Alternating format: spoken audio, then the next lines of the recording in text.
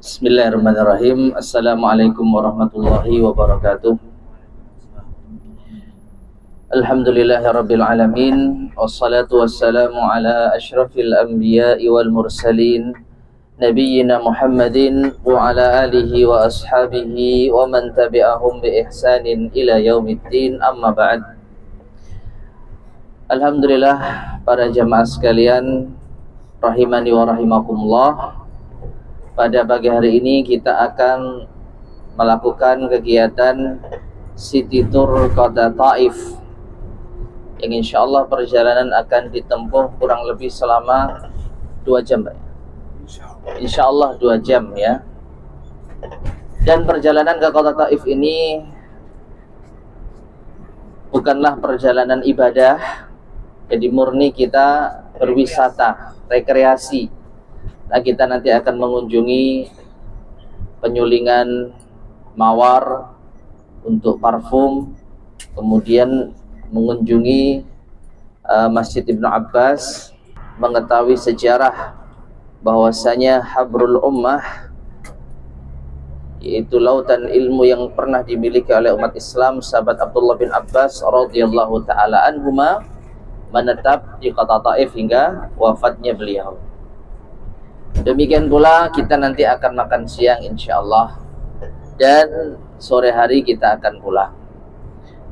Ma'asyiral muslimin, para jamaah sekalian rahimani wa rahimakumullah. Berbicara tentang Kota Taif, maka ada sejarah yang tercatat yang perlu untuk kita ketahui sebagai seorang muslim, yaitu kisah dakwah Nabi sallallahu alaihi wasallam ke Kota Taif. Nabi sallallahu alaihi wasallam setelah 10 tahun berdakwah di Kota Mekah, maka beliau sudah mengalami yaitu jalan buntu kira-kira, sehingga beliau meluaskan areal dakwahnya menuju Kota Taif. Dan para ulama kita menjelaskan kenapa Nabi Shallallahu Alaihi Wasallam memilih Kota Taif sebagai tujuan beliau untuk meluaskan dakwah. Maka ada keterangan yang saya dapatkan ya oleh Dr. Raghib As-Sarjani rahimahullahu taala. Beliau menjelaskan di antara alasan Nabi Shallallahu Alaihi Wasallam berdakwah ke Kota Taif, bukan ke kota yang lain, karena Kota Taif adalah kota besar yang ada selain Kota Mekah. Jadi Kota Taif ini termasuk kota yang cukup besar. Nah, dalam hal ini Allah Subhanahu wa taala berfirman di dalam surat Az-Zukhruf ayat yang ke-31. Wa qalu laula nuzzila hadzal Qur'anu ala rajulin minal qaryataini azim. Dan mereka, yaitu orang-orang musyrikin, mengatakan seandainya Al-Quran ini diturunkan kepada seorang yang merupakan tokoh, seorang pembesar yang berasal dari Al-Qaryatain, yaitu 2 desa atau 2 kota yang besar ya. Nah, ditafsirkan oleh Ibnu Abbas radhiyallahu taala anhuma, minal qaryataini azim, dari 2 kota.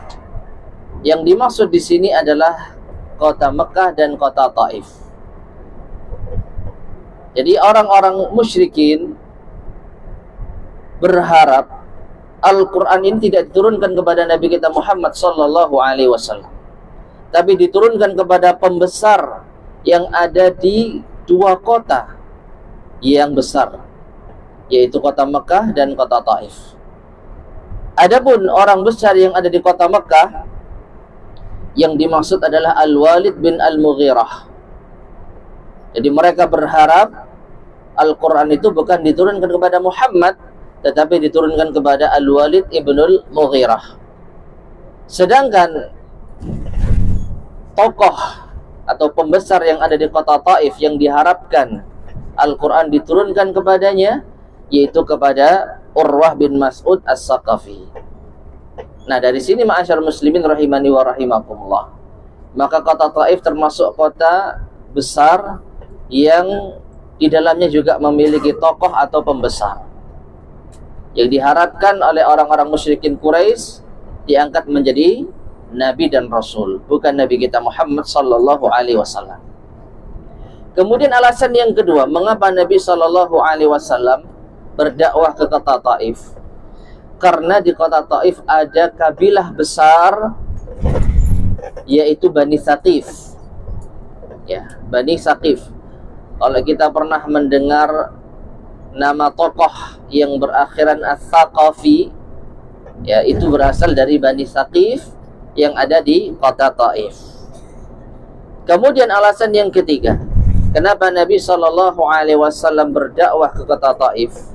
Karena di sana terdapat persaingan agama, kultur budaya yang sangat kuat antara atau dengan kota Mekah. Jadi kota Mekah dan kota Taif itu kota yang memiliki kultur budaya keagamaan yang sangat kuat. Di Mekah terdapat Masjidil Haram, demikian pula dengan berhala-berhala yang ada di zaman jahiliyah, ya, tentu saja. Ada berhala Hubal, ya. Sedangkan di Taif itu ada berhala yang bernama Lata yang disembah oleh Bani Saqif. Dan juga antara Mekah dan Taif ada suatu tempat yang bernama Wadi Nakhlah. Di situ terdapat berhala yang bernama Uzza yang juga disembah oleh penduduknya. Nah, ma'asyar muslimin rahimani wa rahimakumullah. Jadi kota Taif dari segi kultur keagamaan itu tidak kalah kuatnya dibandingkan dengan kota Mekah. Tapi yang dimaksud adalah kultur keagamaan dari masyarakat jahiliyah, para penyembah berhala. Kemudian alasan yang keempat, mengapa Nabi Shallallahu Alaihi Wasallam berdakwah ke kota Taif, disebutkan oleh Dr. Raghib yaitu As-Sarjani, ya, beliau mengatakan kota Taif itu relatif dekat dengan Mekah. Ya. Jadi kota besar yang paling dekat dengan kota Mekah, ya kota Taif. Jadi bisa diharapkan bantuan-bantuan dari masyarakatnya kalau sekiranya mereka menerima Islam, akan menjadi dukungan yang sangat kuat bagi kaum muslimin yang ada di kota Mekah.